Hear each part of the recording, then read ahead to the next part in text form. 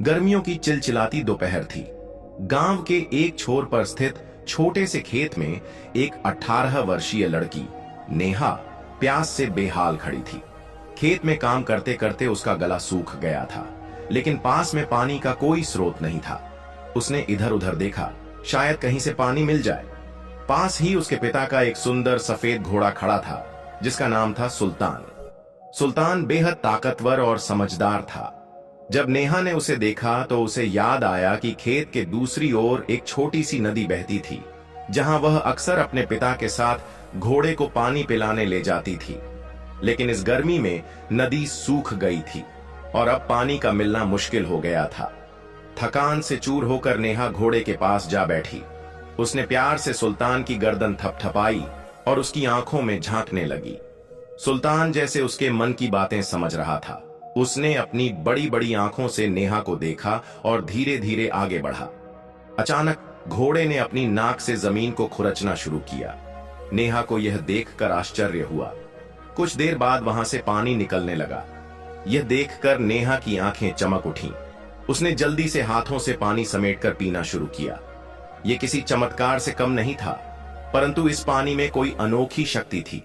जैसे ही नेहा ने उसे पिया, उसे अपने शरीर में कुछ बदलाव महसूस होने लगे।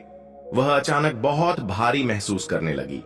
कुछ दिनों के अंदर उसके शरीर में अजीब बदलाव आने लगे और जल्द ही गांव में यह खबर फैल गई कि नेहा गर्भवती हो गई है। गांव के लोग हैरान थे। उन्होंने उसके माता पिता से पूछा, नेहा के साथ क्या हुआ? लेकिन किसी को कोई उत्तर नहीं मिला।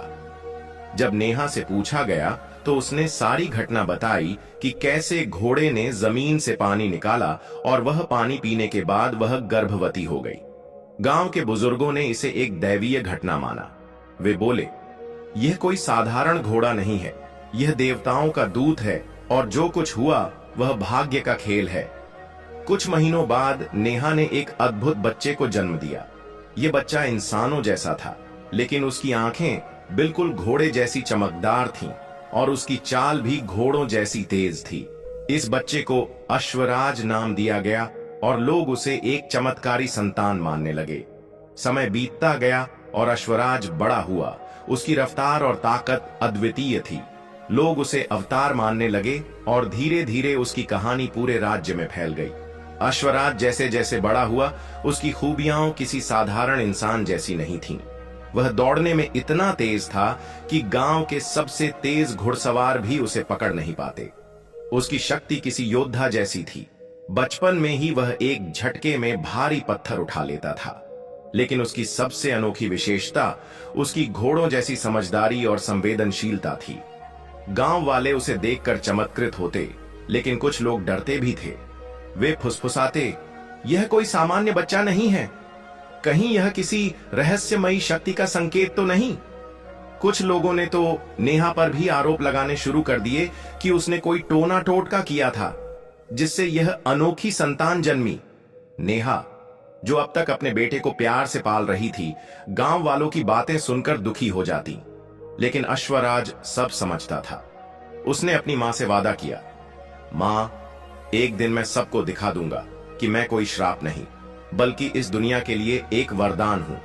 उस समय के राजा महाराज विक्रम सिंह एक अद्भुत योद्धा की तलाश में थे। उन्होंने घोषणा की, जो भी योद्धा मेरे महल तक बिना रुके दौड़ते हुए आएगा और मेरे सबसे ताकतवर सैनिक को हराएगा, उसे राजकुमार का दर्जा दिया जाएगा। गांव वालों को यह खबर लगी तो वे हंसने लगे। अरे भला अश्वराज क्या कर पाएगा, यह तो अभी बच्चा है। लेकिन नेहा जानती थी कि उसका बेटा असाधारण है। अश्वराज ने मां से आशीर्वाद लिया और दौड़ना शुरू किया। उसकी गति इतनी तेज थी कि उसने कुछ ही घंटों में राजा के महल तक का सफर पूरा कर लिया, जहां आम घुड़सवारों को दिन भर लग जाता था। जब वह महल पहुंचा तो राजा और उनके दरबारी आश्चर्यचकित रह गए। राजा ने उसकी परीक्षा लेने के लिए अपने सबसे शक्तिशाली योद्धा सिंहराज को बुलाया। यह योद्धा विशालकाय था, तलवारबाजी और कुश्ती में माहिर था। जैसे ही युद्ध शुरू हुआ, अश्वराज ने अपनी अद्भुत ताकत और चपलता से उसे चारों खाने चित कर दिया। राजा ने खुशी से घोषणा की, अश्वराज, तुम केवल योद्धा नहीं, बल्कि इस राज्य का रक्षक बनोगे। आज से तुम मेरे पुत्र समान हो। जब गांव वालों को यह पता चला कि अश्वराज अब राजा के समान सम्मान पा चुका है, वे शर्मिंदा हो गए। उन्होंने नेहा से माफी मांगी और अश्वराज को अपनी आंखों से देखने के लिए महल तक पहुंचे। जब उन्होंने अपने ही गांव के बेटे को एक महान योद्धा के रूप में देखा, तो सबको अपनी गलतियों का एहसास हुआ। अश्वराज ने सबको माफ कर दिया और कहा, समाज अक्सर उन लोगों को ठुकरा देता है जो अलग होते हैं, लेकिन याद रखो, अलग होना बुरा नहीं, अगर तुम अपने हुनर को पहचान लो। अश्वराज आगे चलकर न केवल राज्य का सबसे बड़ा योद्धा बना, बल्कि उसने अपनी अनोखी क्षमताओं से कई राज्यों को बर्बाद होने से बचाया। वह इंसान और घोड़े के अद्भुत संगम का प्रतीक बन गया। कहा जाता है कि जब अश्वराज ने अपनी अंतिम सांस ली, तो वह एक सफेद घोड़े में बदल गया और आकाश की ओर दौड़ता चला गया। लोग आज भी कहते हैं कि जब भी कोई तेज गति से दौड़ते हुए घोड़े को देखता है, तो वह अश्वराज की आत्मा ही होती है, जो आज भी अपनी मां, अपने गांव और अपने राज्य की रक्षा के लिए पहरा देती है। और इस तरह नेहा की प्यास से जन्मी यह कथा एक अमर गाथा बन गई।